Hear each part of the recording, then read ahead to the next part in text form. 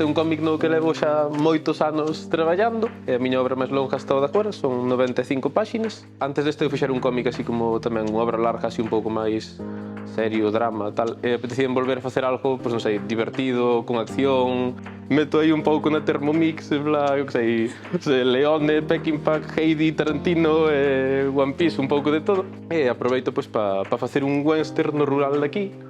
E despois aproveito tamén para falar pois, tamén disto, non? Do abandono do rural. Este, por exemplo, bebín moito de Anne-Marie Ríos, do seu cómic de Pretty Deathly, de David Rubin, tamén moito. E despois tamén de fotógrafos, en plan así, Dioniso Tasende, Virxilio Viéitez. Xa teño escrita unha segunda parte, entón quero que sexa como unha triloxía realmente.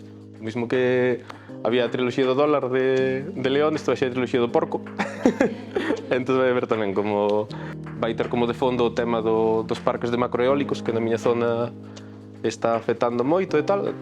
Quer dizer, este vai ser unha extracción e tal, pero vai haber como certos temas como crítica social ou que lle queiras chamar.